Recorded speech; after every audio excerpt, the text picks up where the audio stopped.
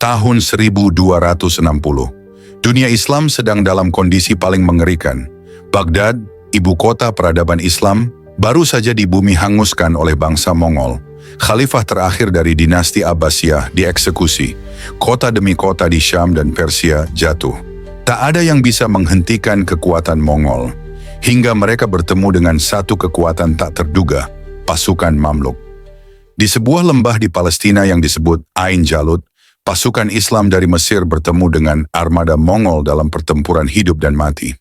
Ini bukan sekadar pertempuran biasa. Ini adalah momen yang mengubah arah sejarah dunia. Untuk pertama kalinya, Mongol yang dikenal tak terkalahkan, dihancurkan secara total dalam pertempuran terbuka. Tapi bagaimana mungkin pasukan Islam yang baru saja pulih dari krisis internal dan belum lama menggulingkan dinasti Ayyubiyah bisa mengalahkan mesin perang paling brutal di dunia? Siapa sebenarnya pasukan Mamluk itu? Dan mengapa mereka menjadi benteng terakhir umat Islam saat seluruh dunia ketakutan terhadap Mongol? Inilah kisah luar biasa tentang strategi, iman, dan keberanian yang menyelamatkan dunia Islam dari kehancuran total.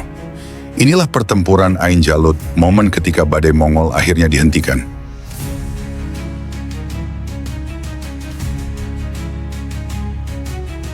Pada pertengahan abad ke-13, bangsa Mongol di bawah Hulagu Khan, cucu dari Genghis Khan, melancarkan invasi besar ke Timur Tengah. Target utama mereka adalah Baghdad, pusat kekhalifahan Islam. Pada tahun 1258, kota itu dihancurkan dan lebih dari 200.000 jiwa tewas. Dunia Islam lumpuh. Setelah Baghdad, mereka menaklukkan wilayah Syam, Suriah, Iran, hingga sebagian Anatolia. Mongol menghancurkan kota, membantai penduduk, dan meninggalkan teror kemanapun mereka pergi. Umat Islam di seluruh dunia gemetar. Tidak ada kekuatan yang mampu melawan Mongol, apalagi mengalahkan mereka. Hulagu Khan kemudian mengirim utusan ke Mesir, markas pasukan Mamluk, dengan ancaman mengerikan, menyerah atau hancur seperti Baghdad.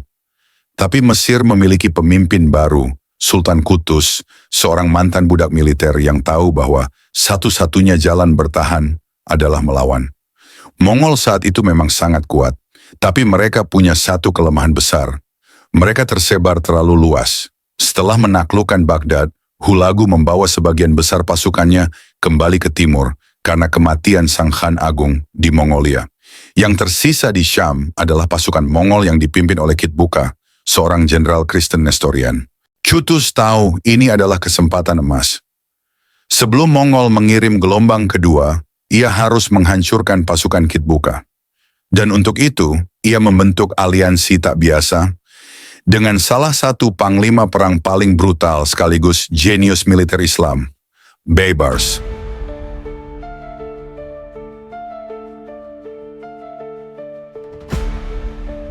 Pasukan Mamluk berasal dari budak militer, anak-anak muda dari Asia Tengah yang dibeli, dilatih secara militer, dan dibesarkan dalam disiplin ekstrim di Mesir.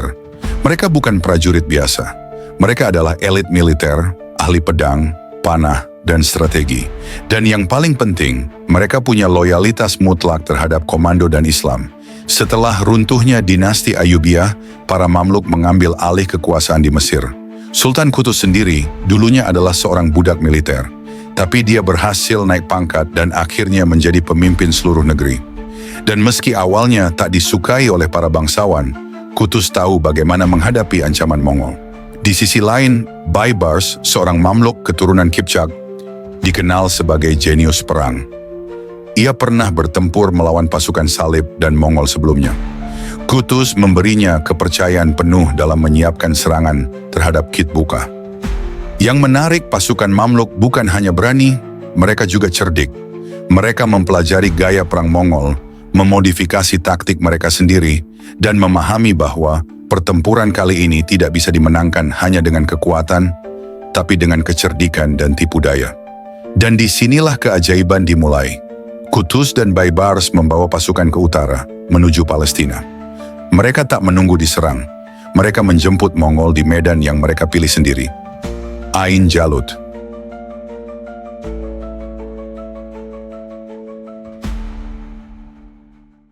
Tanggal 3 September 1260, dua pasukan bertemu di lembah Ain Jalut, dekat Galilea, Palestina. Pasukan Mongol yang dipimpin Kitbuka percaya diri akan menang. Mereka telah menghancurkan banyak kerajaan besar. Tapi mereka tak tahu bahwa Mamluk punya rencana besar. Baibars menggunakan taktik pura-pura mundur, strategi khas Mongol yang kini dibalik melawan mereka sendiri. Pasukan kecil Mamluk sengaja menyerang ringan lalu berpura-pura kabur.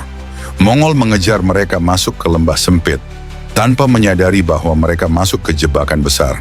Begitu pasukan Mongol berada di tengah lembah, pasukan utama Mamluk yang bersembunyi di balik perbukitan menyerang dari dua sisi. Serangan itu sangat cepat dan terkoordinasi. Mongol terjebak. Mereka tak bisa bermanuver. Kavaleri mereka kehilangan keunggulan. Pertempuran berlangsung sengit. Kitbuka sendiri menolak mundur dan bertarung sampai mati. Ia akhirnya ditangkap dan dieksekusi oleh Sultan Qutuz. Itu adalah simbol besar. Komandan Mongol dikalahkan oleh pasukan Islam di jantung wilayah Syam. Kemenangan ini mengguncang dunia. Untuk pertama kalinya, pasukan Mongol dikalahkan secara langsung di pertempuran terbuka. Dunia Islam bersorak, dan dunia Barat pun menyadari, Mongol ternyata bukan dewa perang. Mereka bisa kalah.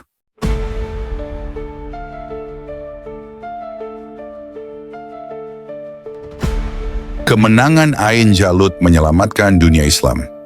Jika pasukan Mamluk kalah, maka Mesir, Mekkah, dan Madinah hampir pasti akan menjadi target berikutnya. Tapi kemenangan ini membalikkan keadaan. Mongol tidak lagi bergerak ke barat. Mereka terhenti di Palestina. Dunia Islam mulai bangkit. Kemenangan ini menjadi sumber moral dan spiritual yang luar biasa.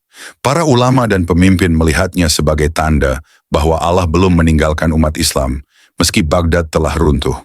Bagi dunia barat, ini juga menjadi kabar penting.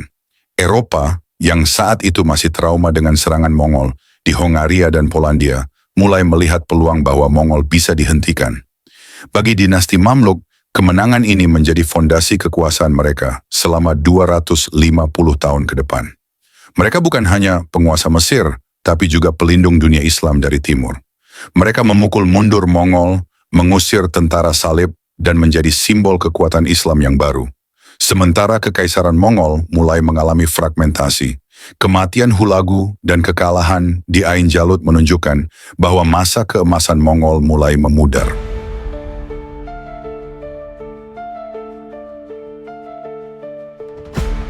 Meski begitu penting, pertempuran Ain Jalut jarang dibahas secara luas dalam buku sejarah modern. Mengapa?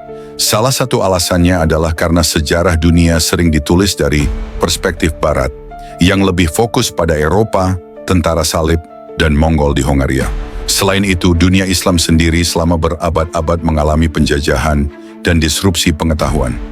Banyak arsip sejarah, manuskrip, dan catatan tentang kemenangan ini hilang atau tersembunyi di perpustakaan-perpustakaan kuno. Padahal jika Ain Jalut kalah, dunia Islam bisa jadi berubah total. Bahkan sejarah peradaban dunia bisa bergeser dengan Mongol menguasai Timur Tengah, Afrika Utara, dan mungkin bahkan Eropa Selatan. Yang juga jarang dibahas, bahwa pasukan Islam saat itu dipimpin oleh para mantan budak. Ini membuktikan bahwa kekuatan sejati bukan datang dari darah bangsawan, tapi dari kedisiplinan, keberanian, dan iman yang tak tergoyahkan. Sudah waktunya Ain Jalut dikenang bukan sebagai pertempuran biasa, tapi sebagai titik balik sejarah dunia. Sebuah momen ketika satu bangsa berdiri melawan gelombang kehancuran dan menang.